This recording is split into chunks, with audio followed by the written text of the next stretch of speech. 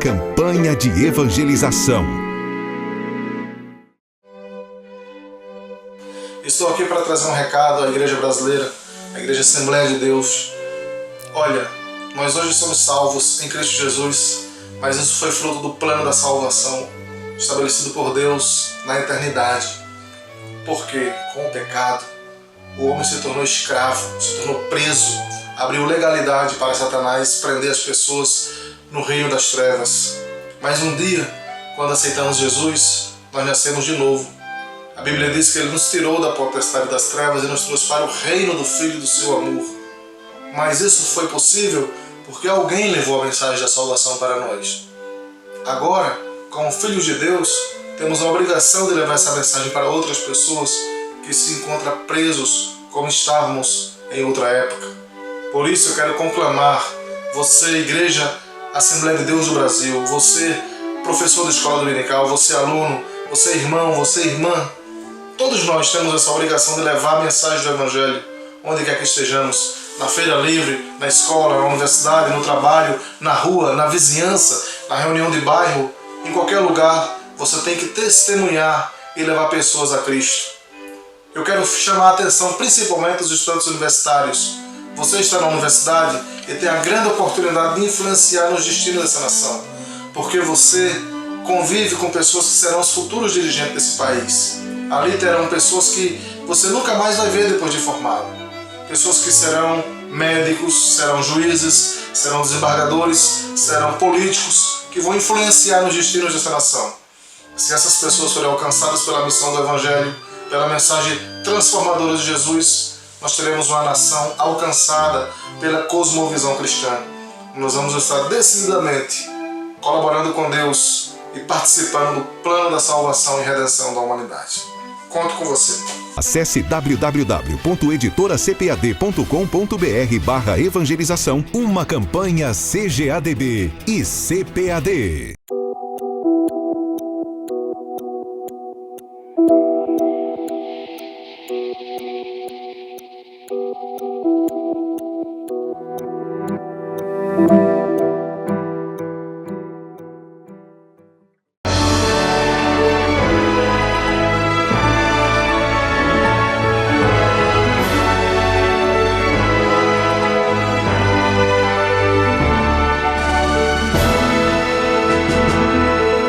Subsídios.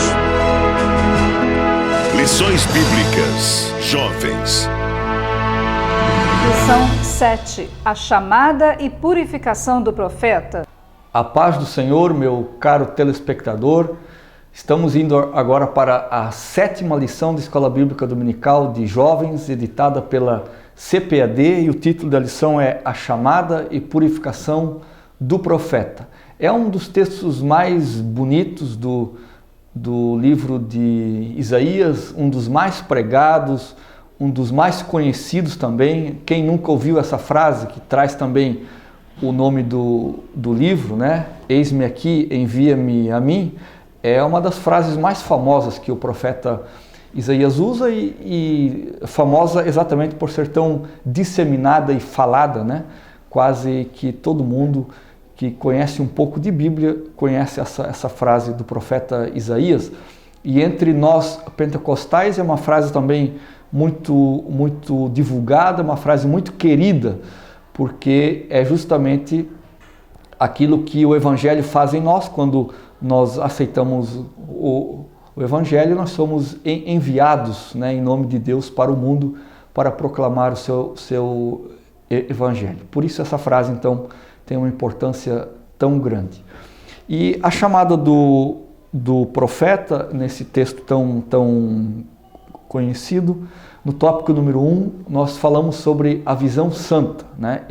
Isaías, ele não somente vê ou ouve Deus, mas ele também sente a presença de Deus, ele é confrontado pela presença de Deus, ele tem uma experiência teofânica, ele tem um êxtase espiritual muito intenso nessa passagem, e isso marca a vida dele de uma forma indelével para todo sempre.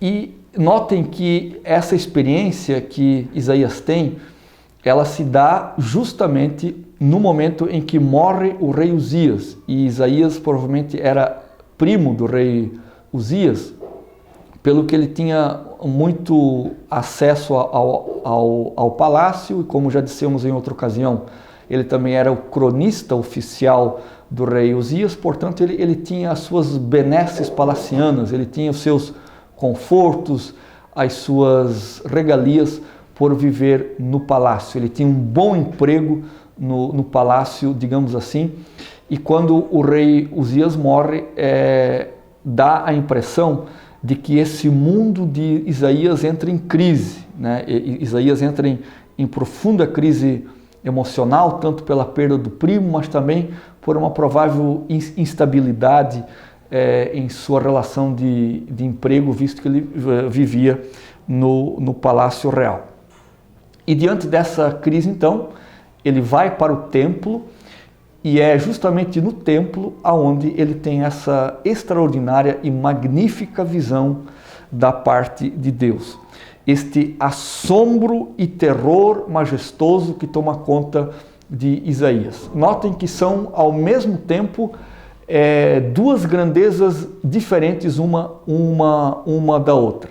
Ele fica positivamente assombrado e tem uma boa impressão dessa presença de Deus, que lhe traz alegria, um regozijo na alma, mas ao mesmo tempo ele tem esse terror majestoso diante da augusta presença de Deus, um ser finito, pecador, fraco, miserável, está diante agora da majestade suprema do universo, do santo dos santos, do Criador de todas as coisas, daquele que é e pode todas as coisas.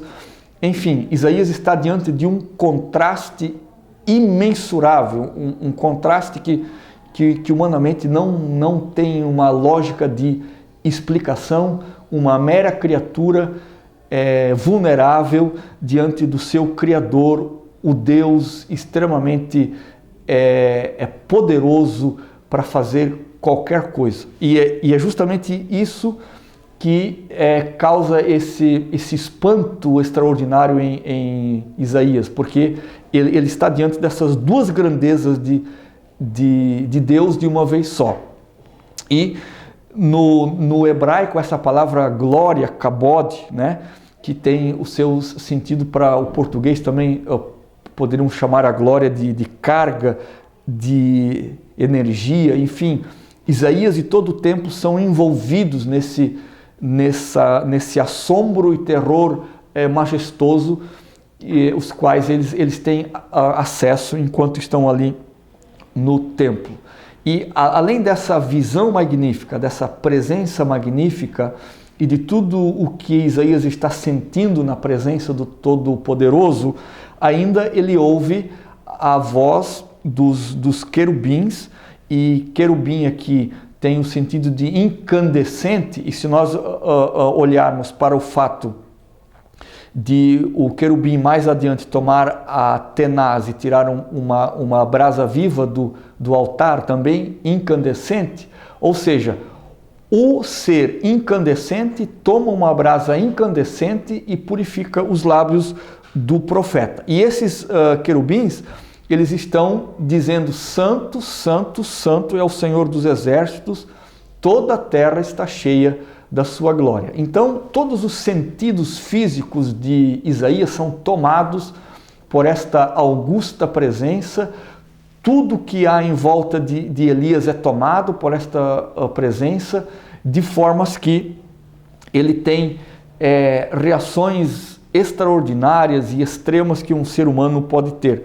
Ele se sente a criatura, né, diante do Criador, ele sente a nulidade própria do ser humano diante daquele que tudo é. Isso faz com que ele reconheça uma dependência total de Deus. Isaías percebe que ele precisa desesperadamente de se reconciliar com Deus e colocar o seu mundo interior em ordem a partir dessa visão extraordinária que ele tem. Porque diante desse terror e assombro majestoso, ele é obrigado a dizer: meus lábios são impuros, venho do meio de um povo de impuros lábios, porque ele percebe exatamente toda a miséria humana que ele e o povo vivem, e ele reconhece isso diante da presença daquele que tem todas as palavras de uma maneira extraordinariamente santa e verdadeira na sua boca. De novo aqui, o grande contraste entre a criatura e o Criador. E diante disso, então, ele é levado a um respeito incomparável, porque ele reconhece Deus acima de todos e quaisquer valores emocionais ou racionais que ele já tenha visto. Ele concebe Deus como extremamente valioso, poderoso, portentoso, que tem direito de reivindicar culto, de ser exaltado, porque só ele é digno de exaltação. Então, tudo isso, como já disse, causa um assombro extraordinário em Isaías diante da beleza do Eterno que se revela, e ao mesmo tempo em que ele sente essa sensação de nulidade diante da grandeza do Criador, ao mesmo tempo ele se sente extremamente atraído, cativado, arrebatado por essa presença encantadora que ele presencia ali no templo. E não só isso, essa presença arrebatadora também mostra para Isaías um amor extraordinário, um Deus cheio de misericórdia, cheio de compaixão, de graça e de consolo para com o seu servo, mediante a constatação que o próprio Isaías faz, que ele vive no meio de um povo de impuros lábios, e ele também é um ser humano de lábios impuros. Então ele tem essa constatação assustadora de que ele precisa desesperadamente de Deus, porque ele é totalmente dependente para fazer alguma coisa para Deus, ele precisa de Deus para fazer alguma coisa, e o seu trabalho só teria êxito se ele de fato corresse para Deus. E por isso ele então grita: ai de mim que vou perecendo. E esse grito do coração faz com que Deus intervenha em favor do profeta, purificando-o, e esse é o segundo tópico da nossa lição. A misericórdia de Deus é a que leva o profeta ao arrependimento, porque não haveria outra maneira do profeta perceber o seu estado miserável se não fosse exatamente porque Deus estava mostrando-se misericordiosamente para o profeta, e diante da misericórdia de Deus em demonstrar-se assim para o profeta, nesta visão que o profeta tem de Deus, ele reconhece o seu estado, é levado ao arrependimento exatamente pela misericórdia de Deus exercida sobre ele naquele instante. Então, diante disso, diante desta constatação de arrependimento genuíno que vem do coração, que não é uma coisa artificial nem artificiosa, é uma coisa que brota das entranhas do profeta, este arrependimento diante desse choque ontológico que o profeta tem.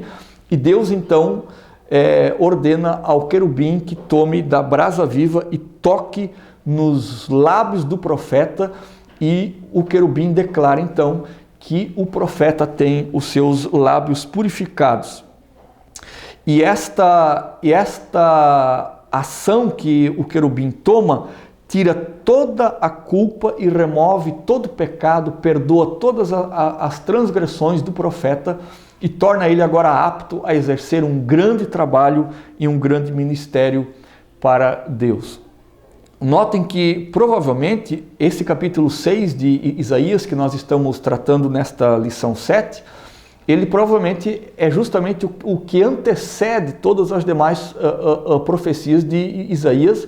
Provavelmente elas não estão escritas em ordem cronológica. Tem alguns autores que defendem essa ideia de que, na verdade, o capítulo 6 de Isaías é o que inicia o seu ministério todo, e os capítulos 1 a 5, então, são posteriores ao evento ocorrido em Isaías no capítulo 6. Como também tem muitos que defendem a ideia justamente de que existe um antes e um depois das profecias de Isaías a partir do capítulo 6 do seu livro. E aí nós vamos para o tópico número 3, que é a chamada do profeta. E você, professor de escola dominical, poderá usar esse instante da sua aula para incentivar os seus alunos também a responderem ao chamado de Deus sobre a sua vida. E também incentivar os seus alunos a terem esta experiência profunda com Deus que teve Isaías. Porque o Evangelho de Cristo, ele não pode ser apenas assimilado racionalmente. Ele precisa também ser assimilado pelas entranhas do coração, pelas nossas emoções. E é justamente essa grande diferença que se dá na vida do profeta. O profeta conhecia Deus antes da sua experiência do capítulo 6, mas na experiência do capítulo 6, ele conhece Deus de um outro jeito. O seu coração agora deseja e anseia por esta presença de Deus, e é justamente por isso que ele consegue dar uma resposta positiva para o chamado que Deus tem para ele, quando Deus lhe diz: a quem enviarei? E aí é onde Isaías dá a histórica resposta: eis-me aqui, envia-me a mim. Notem que o chamado do profeta não é algo imposto. Deus faz uma pergunta. O profeta não é obrigado a responder positivamente. O profeta não é forçado pela presença de Deus a dar uma resposta positiva ao chamado. Ele o faz voluntariamente, ele faz em liberalidade.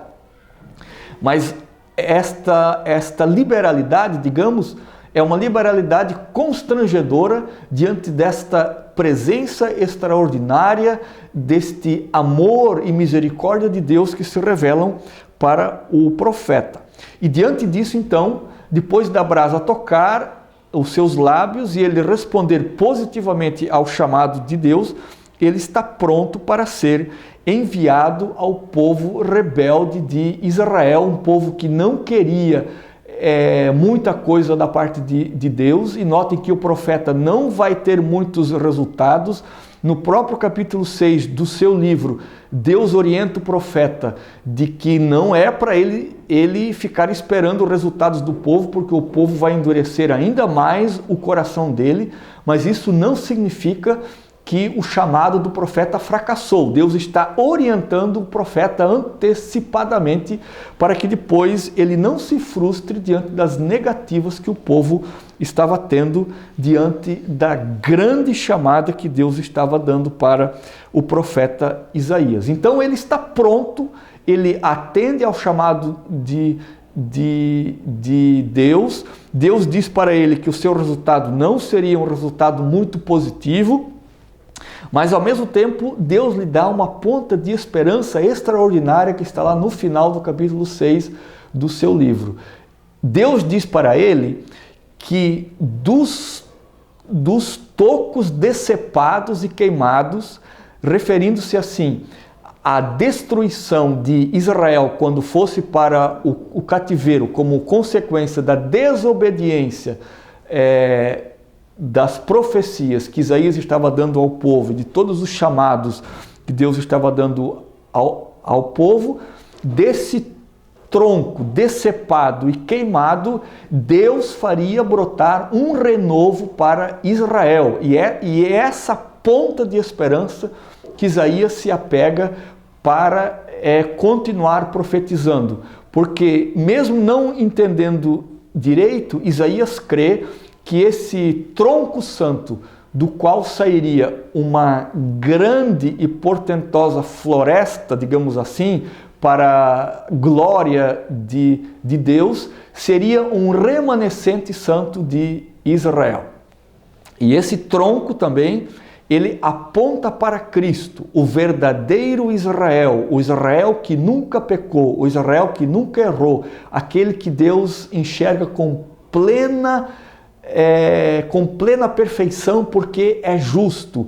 E Jesus, ele tanto reflete a perfeição de Israel, quanto reflete também a perfeição de nós cristãos que conhecemos a Jesus Cristo.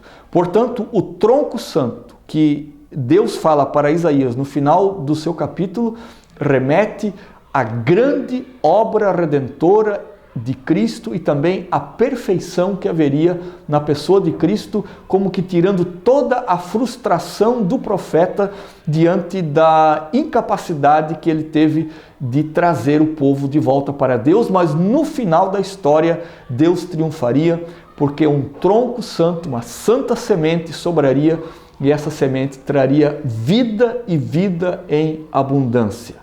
Que Deus lhe abençoe, muito obrigado, tenha uma excelente escola dominical.